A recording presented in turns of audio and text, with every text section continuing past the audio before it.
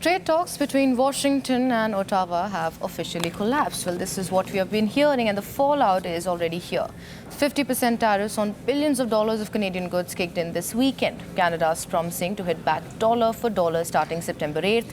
And now Trump is threatening to double auto tariffs by January 2027. So today on this segment, we'll break down what triggered the breakdown, who gets to hurt first each other, and where does this goes next. And for that, we are being joined by Dr. Suyash Bhatt, Director at AFTI, which is Academy for Finance, Technology and Innovation from Dubai. Well, thank you so much, sir, for joining us today.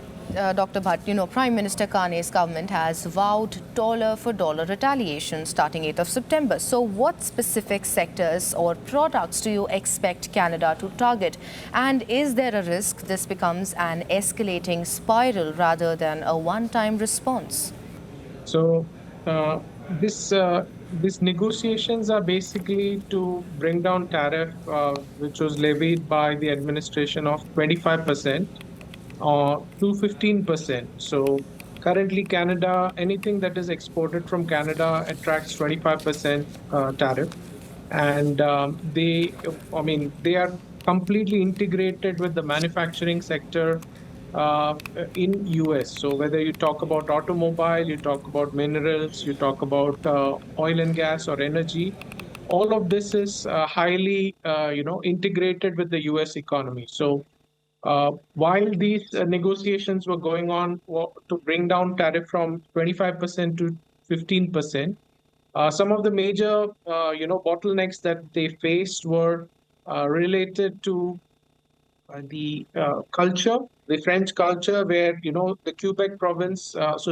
French is a second language in Quebec, and also in Canada. So some of these electronic items that you sell, or even the social media platforms that are there, they're supposed to adhere to guidelines, have labeling in French, and rules and regulations or manuals are to be printed in two languages. So which was something which US felt is kind of blocking in terms of a free market, because you're forcing US companies to comply with these laws. So this became one of the major bone of contention. The second, which is not spoken about, but is something which has come out, is the independent policy that Canada can negotiate free trade agreement with individual countries independently. So this is something which US objected to. So now this really puts Canada in a tough spot, because it has integrated its market over last 70, 80 years with US completely. And now if you ask them to, deintegrate, it's fairly challenging. And when you're imposing tariff on them, and one of the conditions you're putting is that if I reduce tariff, you should also not get into free trade agreement with other countries. So that also essentially is something which is a bone of contention. So these are the two main reasons which has brought down the entire, or is the main reason for the collapse in talks. In terms of immediate impact, there may not be an immediate impact, because there is a retaliatory tariff from 8th September that Canada is going to put dollar to dollar. And currently it's close to $20 billion worth of goods that may get affected. So it includes wine, furniture, dairy products, cement, clothing. These are some of the sectors which would be affected. And the biggest worry basically is not all these sectors. The biggest worry is from 1st January, US plans to impose 50% tariff on automobile. And automobile is one of the major, you could say close to 20% of the GDP of Canada, which includes auto spare parts and other electronics, would get significantly impacted, and also impact job losses. And this is a big challenge, in fact, for Canada going forward, if this comes into effect from 1st January, 50% tariff due to failed negotiation. Right, right. I'll just continue with that aspect of what you just said. The 1st of January, 50% tariff on auto. You know, because US and Canada have been, the industry that they've chosen, it is very like deeply cross-border. Parts often move around between US and Canada before the car is even finished. So what do you actually, how does this actually do to the production cost or the jobs which are going to be affected from this auto tariff, which is going to be imposed on 1st of January 2027? Correct. So, in fact, this is a very interesting. Like, if you see the capital of manufacturing of auto is Detroit, and Detroit, and if you just cross a border, you have Windsor on the other side, which is in Canada, where almost all automakers have their presence in that particular town.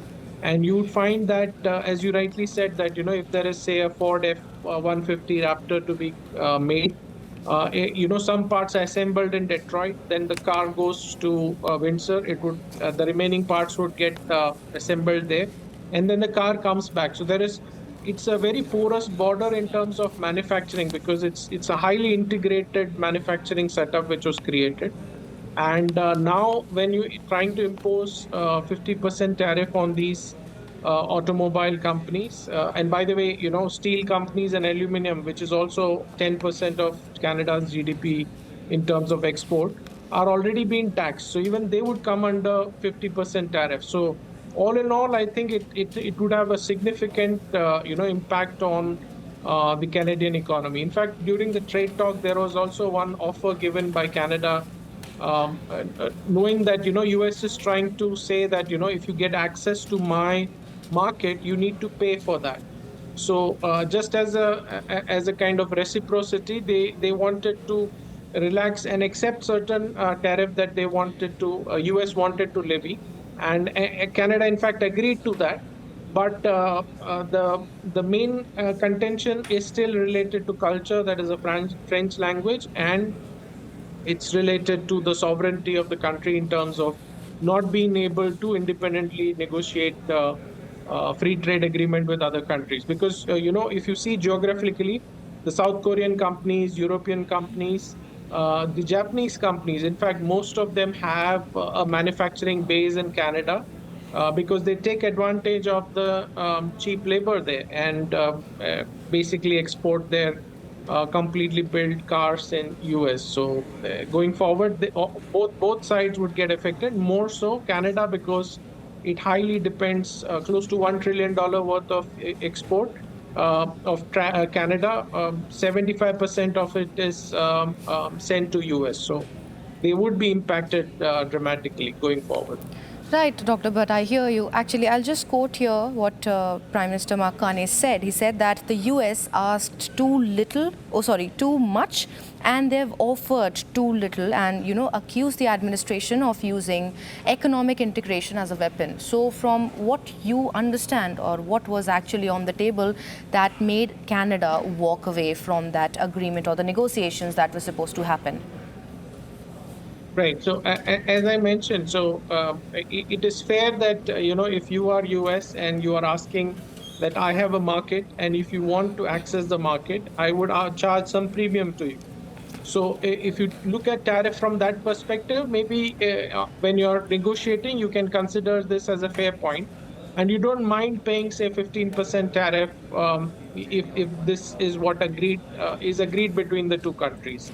But knowing that you have created an integrated manufacturing setup where you have oil pipelines going from Alberta to US, and it's a highly integrated economy. So now you're asking them to probably pay for this tariff for a country like Canada. It may be fairly challenging to suddenly reinvent and find a new market, because imagine you have to now find a new buyer for energy. You have to find a new buyer for these cars, and and all other products that they make. So it may become fairly challenging. And one of the bone of contention, as I mentioned, is the French language, which the Canada has second language as French, and they have imposed that many of these products, not only the social media companies, but also American goods which are sold in Canada, should carry manuals and other indications or symbols on the buttons of the electronic devices in French, which is a bit challenging from an industry perspective. That's what I was mentioned.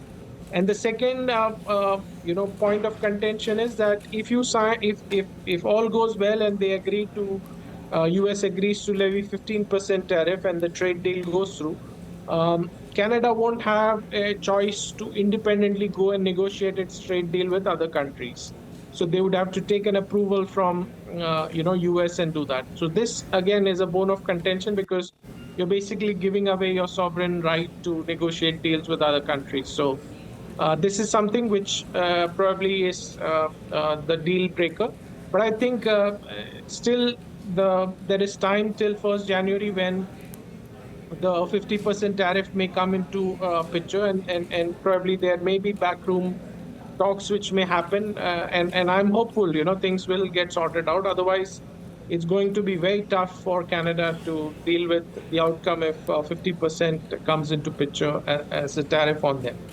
Right, Doctor, but it's like we all are waiting for that 1st of January where the auto tariff would come into place, but we'll have to wait and watch for that. But I'll just go back to the USMCA, or the US-Mexico-Canada agreement that was supposed to lock in trade, certainly until 2026. So is that agreement effectively dead now from your perspective, or is there still a legal and political path back towards it? So the USMCA basically was renewed in July 2026 till 2036. So legally it is still valid, but commercially it is not valid because, as you rightly said, that if there is tariff being imposed, what's the use of a free trade agreement? So the whole idea of US Mexico Canada agreement was that there is free movement of goods and there is integration of industrial manufacturing, so, and also access to market, definitely. So in this case, you are seeing a very contrasting perspective. There is a legal binding till 2036, but they are not following it because the trade deals have fallen apart between US and Canada. On the other side, if you see Mexico has actually agreed to almost all conditions that US has asked for, and which is why you would see Mexico going and putting the same amount of tariff that US has put on other countries from Mexico's perspective. So Mexico has also put the same tariff on China, on India, and other countries because these countries were basically used as a alibi to access the American market. So since America has a agreement with Mexico and Canada, South Korean companies or Japanese companies or Chinese companies would set up base in these countries and then make goods there and then transfer it to US. So this may not happen any longer if these tariffs are imposed. So theoretically, the USMCA is still valid till 2036. But in spirit, it may not be valid because there is a dispute between Canada and US in terms of agreeing to a common rate. And yeah. Right, Dr. Bhatt, that's where things stand for now. A trade relationship between two of the world's closest allies are now sliding deeper into the conflict with real consequences for jobs, prices, industry on both the sides of the border. But of course, we'll keep tracking this as it develops. But thank you so much, Dr. Suyash Bhatt, for joining us and giving your insights on the same. Thank you so much.